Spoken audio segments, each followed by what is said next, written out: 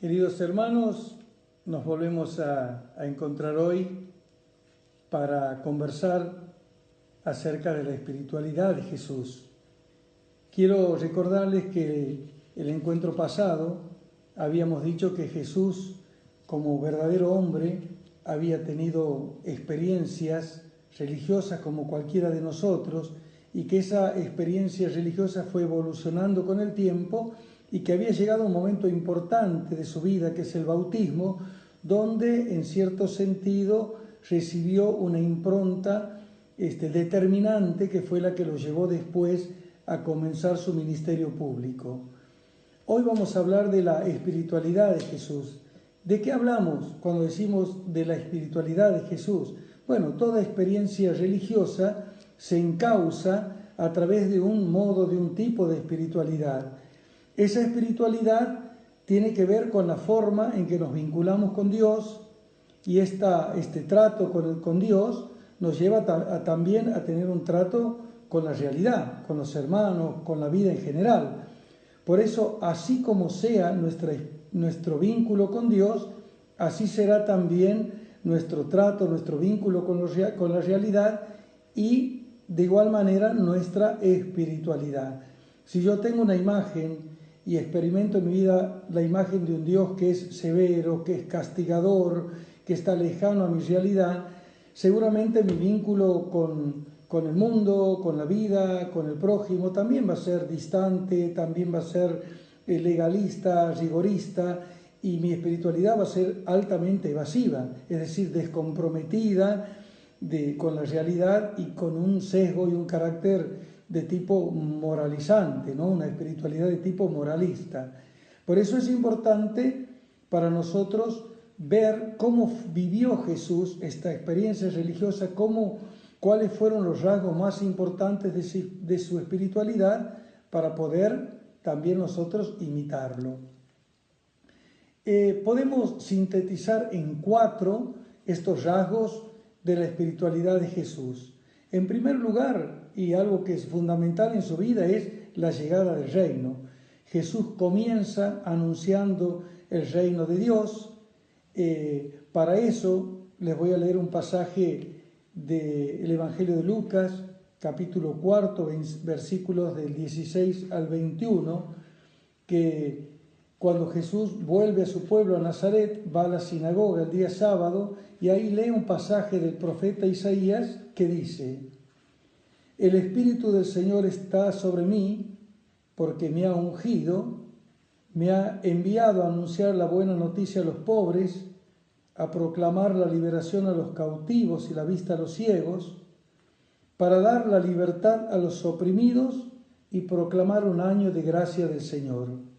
Después de leer este pasaje, Jesús dice: este pasaje que he leído hoy se acaba de cumplir, es decir, se aplica a sí mismo como enviado, como Mesías, esto que el profeta Isaías había anunciado. Por eso podemos decir que el reino de Dios es la pasión de Jesús. Fíjense, Jesús casi nunca habla de Dios, siempre habla del reino de Dios. Para Jesús, Dios y su reino es una sola cosa, está vinculado. Jesús no tiene una espiritualidad solamente relacionada con Dios, lejana a la realidad y a la vida de los hombres.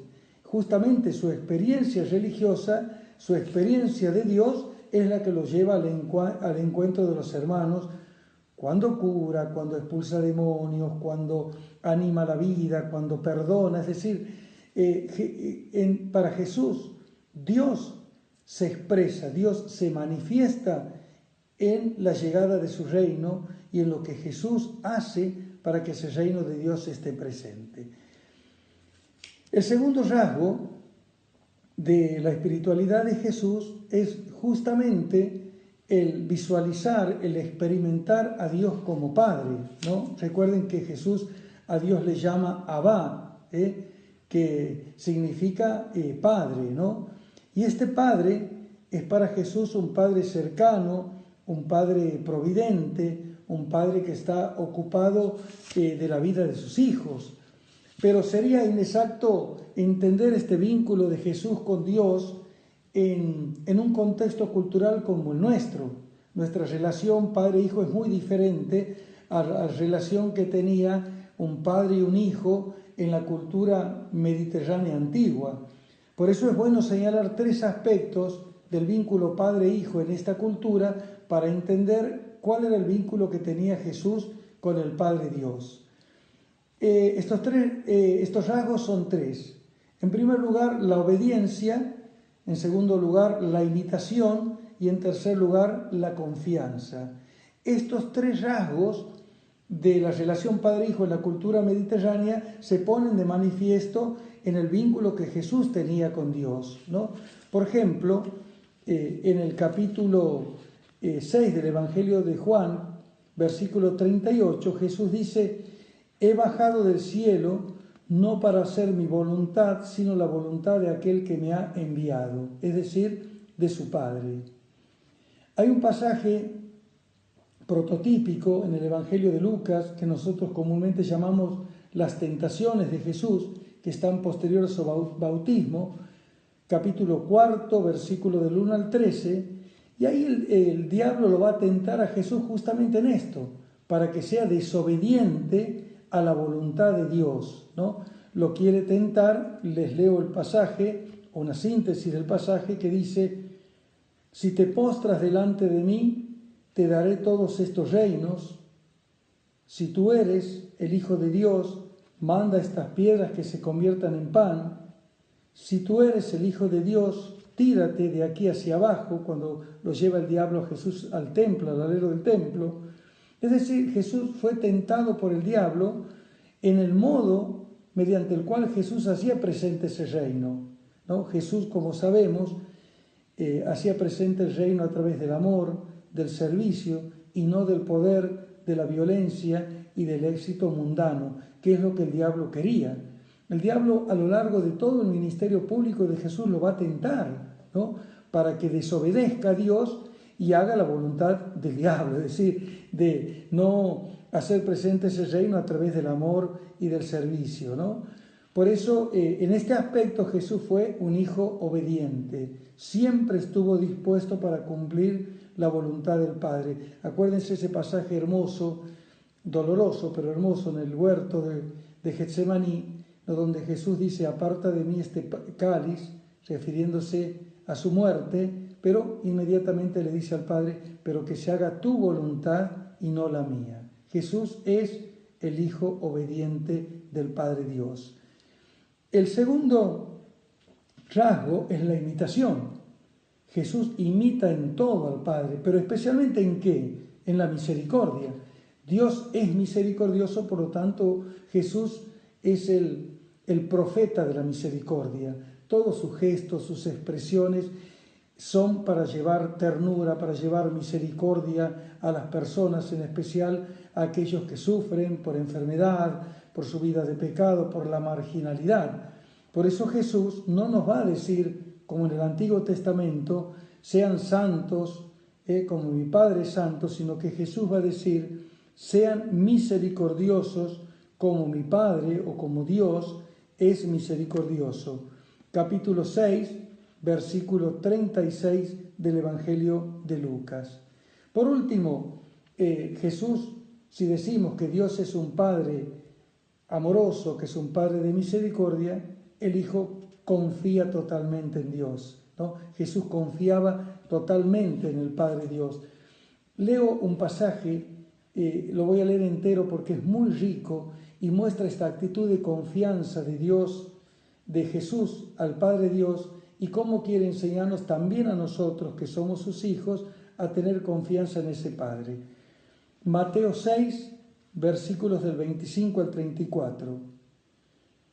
No se inquieten por su vida pensando qué van a comer, ni por su cuerpo pensando con qué se van a vestir. ¿No vale acaso más la vida que la comida y el cuerpo que el vestido? Miren los pájaros del cielo, ellos no siembran ni cosechan, ni acumulan en graneros, y sin embargo el Padre que está en el cielo los alimenta. ¿No valen ustedes acaso más que ellos? El Padre del cielo sabe muy bien lo que ustedes necesitan. Busquen primero el reino de Dios y su justicia, y todo lo demás se dará por añadidura. No se inquieten por el día de mañana. El mañana se inquietará por sí mismo. A cada día le basta su aflicción. ¿No? Qué hermosa enseñanza a ponernos en las manos de Dios y a confiar en su providencia. Me tomo un matecito y luego sigo con los otros dos aspectos de la vida de Jesús, de la espiritualidad de Jesús.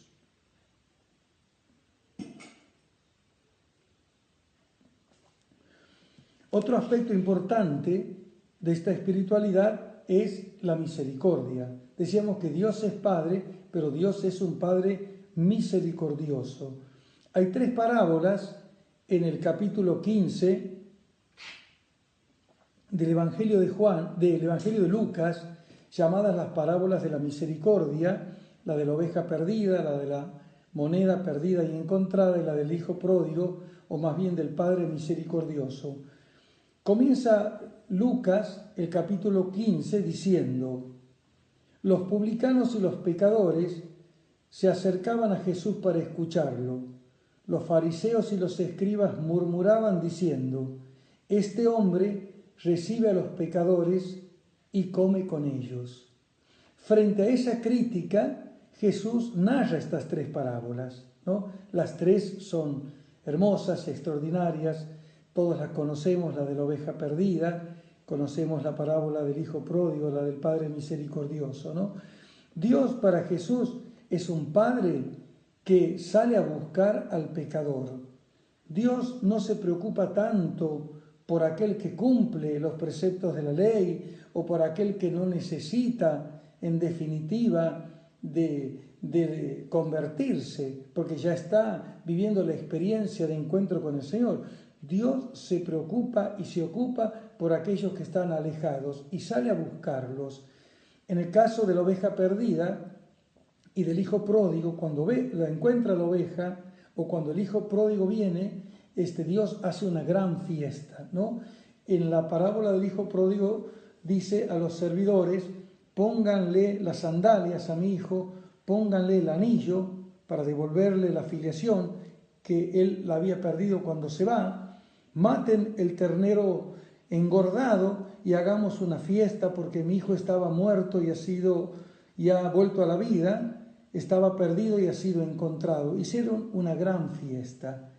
Pero el hermano mayor no quiere entrar a esa fiesta. El hermano mayor representa a aquellos del judaísmo que tenían una mentalidad retribucionista. ¿Qué significa esto? Que Dios tiene que darme un premio porque cumplo los preceptos, o Dios tiene que darme un premio porque me porto bien, ¿no? Esa mentalidad de canjear, de pretender canjear con Dios las obras buenas o los méritos para que Dios me dé lo que necesito de paz, de alegría, de felicidad, ¿no? Frente a esta mentalidad, Jesús va a contar también una parábola llamada del servidor humilde, que se las comparto, capítulo 17, versículos 7-10 del Evangelio de Lucas, que dice así: Jesús dijo a sus discípulos: supongamos que uno de ustedes tiene un servidor para arar o cuidar el ganado. Cuando éste regresa del campo, ¿acaso le dirá: ven pronto y siéntate a la mesa? ¿No le dirá más bien: prepárame la cena, recógete la túnica para servirme, hasta que yo haya comido y bebido, y tú comerás y beberás después? Deberá mostrarse agradecido con el servidor porque hizo lo que le mandó. Así también ustedes, cuando hayan hecho todo lo que se les mande, digan: somos simples servidores, no hemos hecho más que cumplir con nuestro deber. De esto se trata la vida del discípulo, de servir gratuitamente sin esperar nada a cambio. Justamente el hacer el bien, el servir, ese es el premio. Esa es la mayor felicidad. El que hace el bien tiene que sentirse dichoso y feliz de hacer el bien, no esperar nada a cambio. El hacer el bien es el premio. Esto es lo que cierto sector conservador, ortodoxo, de ese judaísmo